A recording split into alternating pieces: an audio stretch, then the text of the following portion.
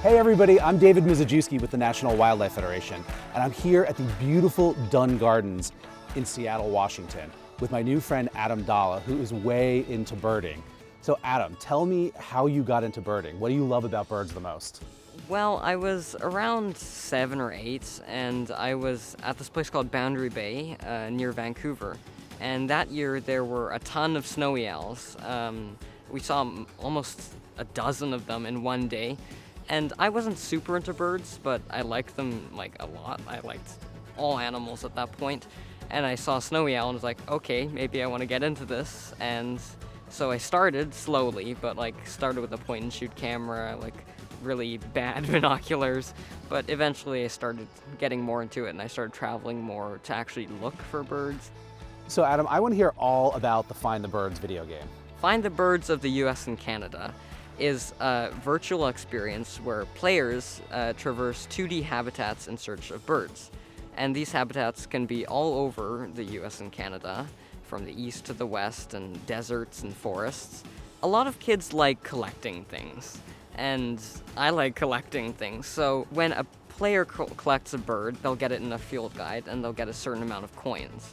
And as they see the same bird or different variations, like a male or a female or a young or an old one, they get different and more details in their field guide. And this guidebook has information about the birds and all sorts of data that you can almost use to identify birds in the real world.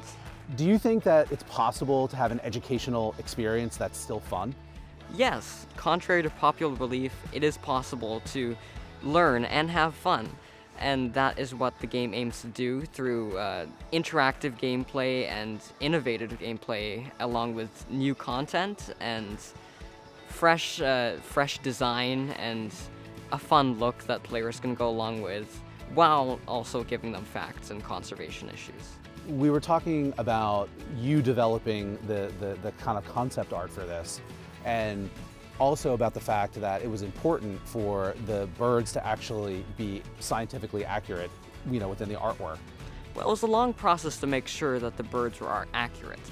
But I was lucky in that for several years I've been birding and I've known the field marks in my head basically, but luckily we have thousands of images of basically each bird on the internet and field guides and that sort of thing. Accuracy is important, identifying birds, but also conserving birds, because it's hard to conserve a bird if you don't know what it is.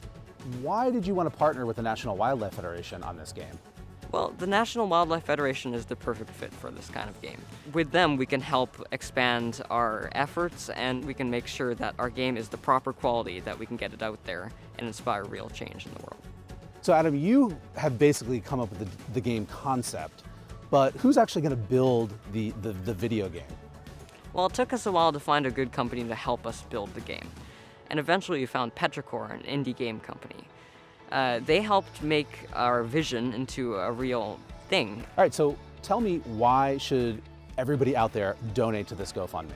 Well, we're thinking the game as almost a stepping stone for kids to get into the real world. In some parts of the world, some people say that around 80% of kids have a thing called nature deficit disorder, which is exactly what it sounds like. Kids aren't going outside enough. So hopefully this game can inspire kids to make actual change from these conservation issues in the game to going outside and looking at birds and trying to help in their neighborhood.